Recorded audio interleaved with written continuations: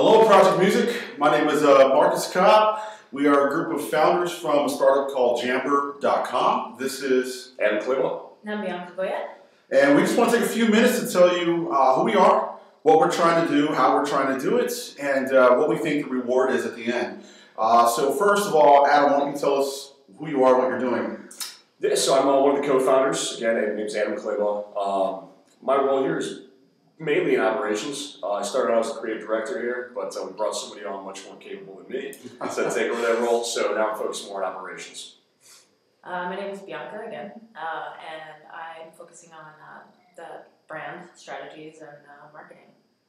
And my job has been primarily as kind of team lead and technical architecture. So we all share in product design.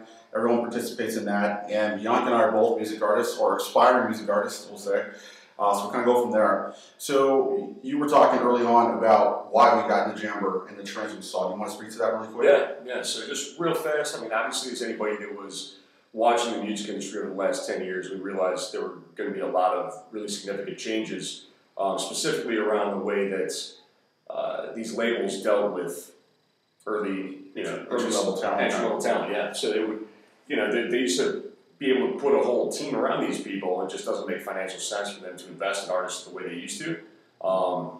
And so we were seeing that the pain was definitely, there's a pain in being able to collaborate musician to musician, but outside of that also being able to put all those pieces around you that you need, because an artist can't be everything. You can't be maybe you're a photographer and an artist, but you're not a photographer and an artist and a graphic designer, all those different things. Choreographer. Mm-hmm. Do you want to add to that?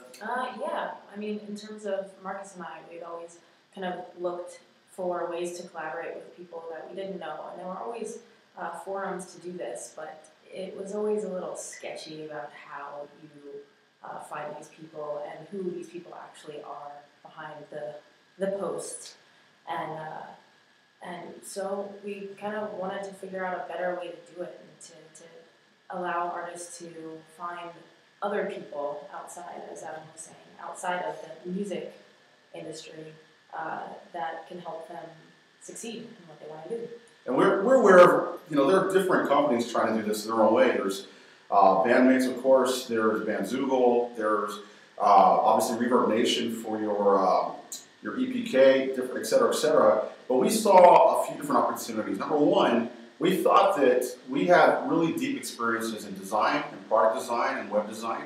And we've worked for large companies alike and small startups. And the one thing that is truly distinctive for great companies is the product experience. And that's where we felt like we could really be distinctive.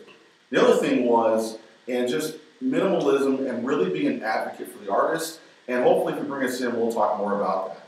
But now we're going to kind of segue into a couple of the members of our team who are not here. As Adam mentioned, we have a phenomenal graphic designer who's a really creative director around the product.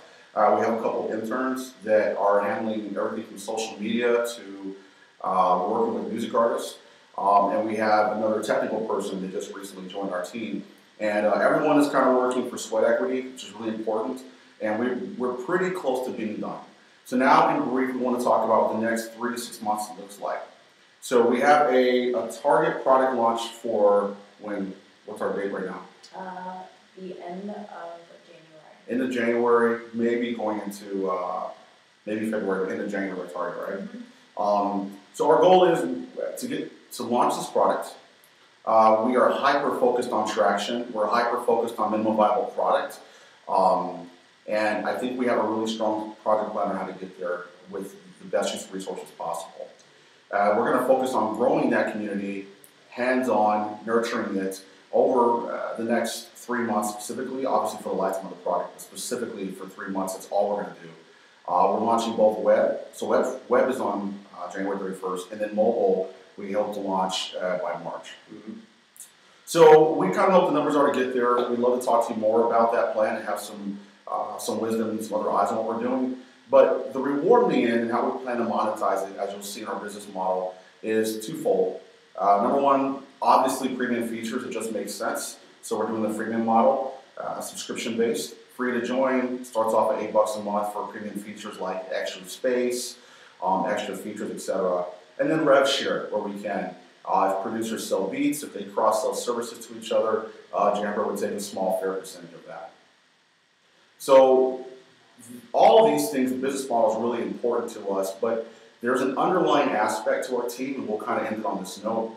We're really about advocacy and altruism, and we really wanted to create a platform that would empower music artists through transparency and efficiency. We saw the music industry as an inefficient marketplace where technology could really help it scale. And Jammber is our answer to part of that. So in a perfect world, we hope that music artists will be able to, number one, get more of their music to more people, and then number two, make more money doing that, using the Jammber platform by building really, as Bianca says, power teams around these different projects they have. So we hope that you like it. We hope you're interested in talking to us more, and we really appreciate the opportunity to interview with you guys. Thanks a lot, guys. Thank you. Bye-bye.